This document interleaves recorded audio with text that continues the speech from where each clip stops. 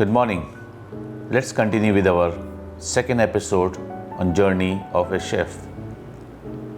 On last episode, I explained when a chef want to be entrepreneur, when he want to open his own business, how he control the cost, how he monitor the cost. Now it is not only for the chef, it is also for the entrepreneurs, the investors, the first time investor for a restaurant, how they check the cost. And that is all about in my last episode. Now this time I'm going to talk about how we monitor the revenue growth. Now this is very important. A business can be sustainable by having a progressive revenue growth. Now how do we know revenue is growing? There are certain measurements which are used to find out whether revenue is growing or it's not growing, because in general terms, sometimes revenue is more, sometimes it is less, sometimes it increase, it decrease based on seasonality, sometimes based on the customer mix. So we use certain measurements which we call KPIs, key performance indicators, and for the revenue we use average spend.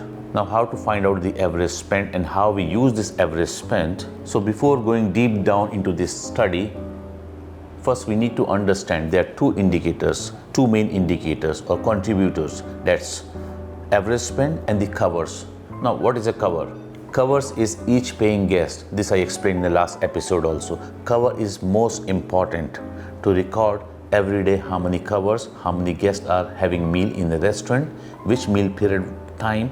It's very important because this data will give us a very important information about business growth and how we manage the growth, how we control the cost, and how we sustain the business.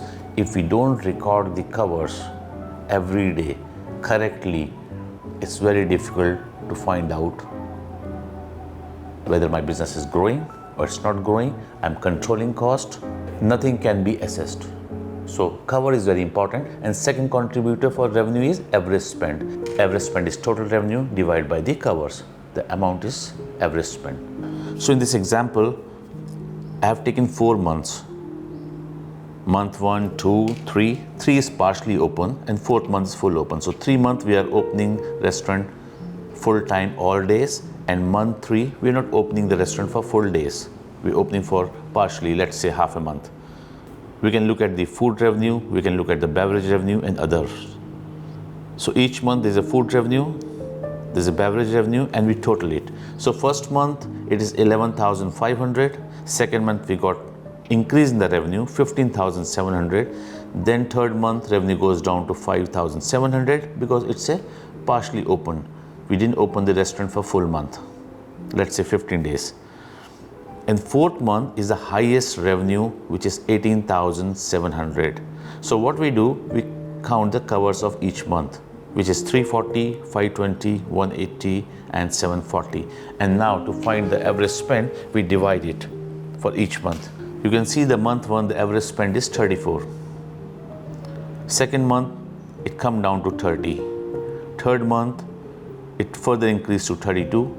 But month 4, it is 25, which is much lower. So since we know the month 4 is having the lowest average spend, this should be point of concern. We have to find out what happened in month 4. Why my average spend gone down? Although in the month 4, we have made the highest revenue, but the KPI is indicating, no, it's not a very good month. So we don't only consider the volume. My volume increased from 11,000 first month increased to 18,000 fourth month. So actually revenue is grown. But when we look at the KPI average spend, it shows our spending is low. Now we have to find out what's going on. How we do it? First we look at the food revenue. We take each month food revenue, which is 8,000, 10,200, 4,300 and 12,100, which is the fourth month highest revenue, but we find a problem there.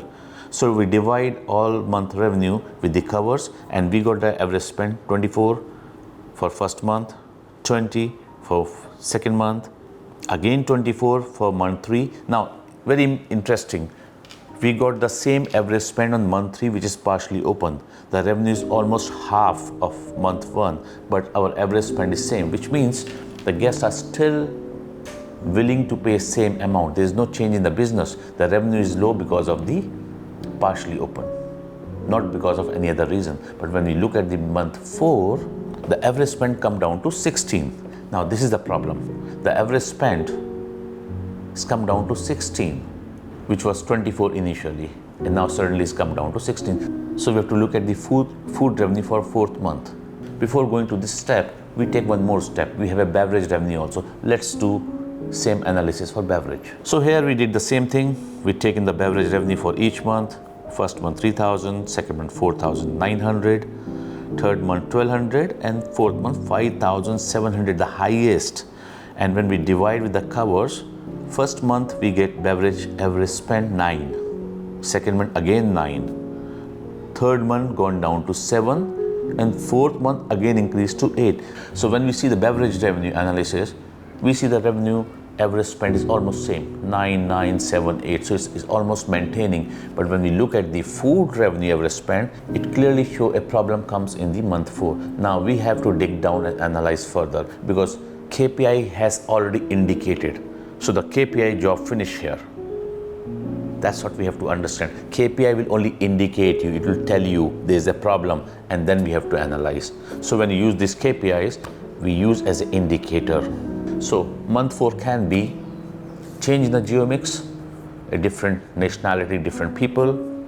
There can be more families coming, so kids are there.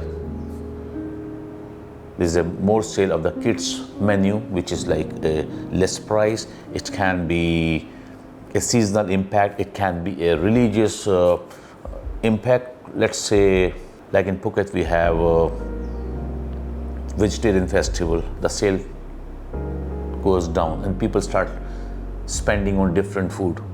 So average spend goes down. So there can be various reasons. We have to find out those reasons. The KPIs are indicated there's a problem in the 4th month. We increase the revenue, but the average spend going down, which is going to impact my business, sustainability of business. We use many KPIs. So what kind of revenue KPIs we use? We use average food spend, we use average beverage spend, we use capture ratio, we use average spend per guest, even revenue per square meter. Now revenue per square meter is generally used by the banqueting. If you're doing a big banquet space, if you are having a restaurant with a concept of all you can eat, there's a concept all you can eat, which means you put a buffet every day and there's a fixed price. People keep coming and eating and going. The same price. The average will stay almost same like breakfast in a hotel. The average will stay the same. So there you can check your KPI by using revenue per square meter. If you have a space of, let's say, 100 meter and you're having your restaurant, your buffet restaurant, or a fixed menu restaurant where the price is same, then you use this KPI because it will indicate how much money generated per square meter of a restaurant space, and the cost will also be calculated that way because everything is on space on those kind of restaurants. When we have wedding, it's always advisable to use this KPI. See, wherever the revenue is fixed, you have to use this KPI. But where your revenue is not fixed, then you use average food spend, average beverage spend, average spend by guest, those KPIs. And there's a capture rate. Now capture rate is used by hotels mostly because they have to find out how many staying guests are using the F&B facilities. Suppose in a hotel we have 100 guests staying and 70 covers, so which means 70% capture. 70 covers divided by 100 staying guests, so 70% capture. Next day, 83. The covers are 83, so capture become 83 divided by 100, so 83%. So it shows how much you are growing, how much more guests are consuming your F&B business. It's an indicator, and generally hotel try to increase this capture because they know a lot of people who are staying with us are not having meal in their own restaurant, they're going out, they're having meal in some other restaurant. So capture is used for this purpose. So for a restaurant, standalone restaurant, capture may not be that important, but average food check and average beverage check, average spend per guest, you should measure every day. So the question is why we need the KPIs. We need the KPI first to know how my business is growing. Second, for the decision making. Because the KPI will indicate whether our decisions are correct or we are having a strong plan or strategy is working or not working. And also to measure the productivity. Productivity of the meal period, productivity of the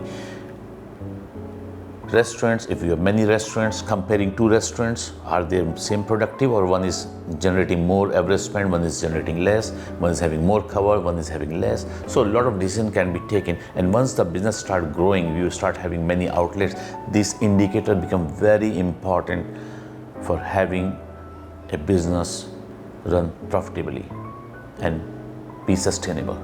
There are few strategic points that need to be considered. On the average spend, covers and meal period. So the average spend, food, beverage and other, you have to find out the average spend. The covers will give you the trend, it will give you the turnover, and it will help you to forecast the supply, which again your cost management. And meal period wise, you will know what staff strength you need, what's the seating capacity, is enough or not. That only can be ascertained by having a correct data of the meal period, how many people are having meal in which period, and also for the supply also based on the meal period. So these are strategic point, these three things which need to be considered. Although today our session is about the revenue KPIs, but payroll cost management is linked with this revenue KPIs. Once we have a data for the meal period and also for per day, let's say weekend revenue, we can use for the payroll cost management. If certain meal period we see the high volume, we can start putting more workforce there, and certain meal period we don't have too much business, we can take it out. I was talking to one of the restaurant owner last week, and he told me generally his Monday, Tuesdays are very slow. And he has a trend. He keep data for each day separately in a Excel file and see how his revenue is moving in, going up and going down. And that's why those 2 days he's not using the casuals. He's using only the permanent staff. So he's using casuals only on the 5 days and extra casual on Friday night, but not on the Monday, Tuesday. So he's managing his payroll. He's not paying for every day at the same amount. So when you have this data, when you have KPIs, when you have all this data, each day how much revenue, each day how much spend, how much covers are coming, what's your revenue per square meter of your restaurant, then you can start thinking about more strategy, more plan to manage the business and avoid the wasteful expenses. So once you start doing it, obviously you start running your restaurant in more professional way, making it more profitable, sustainable and growing, expanding your business, opening more outlets. But for that, again, recording of the covers, the meal period wise revenue, generating KPIs, using them for business strategy and planning. That's all I have for today.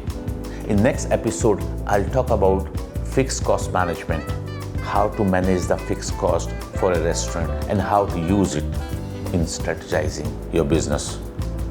Please remember, covers to be counted correctly in F&B business. If you don't count covers correctly, it will impact your decision making and planning, because the cover is the base for cost management, revenue growth, KPI, even for the fixed cost management.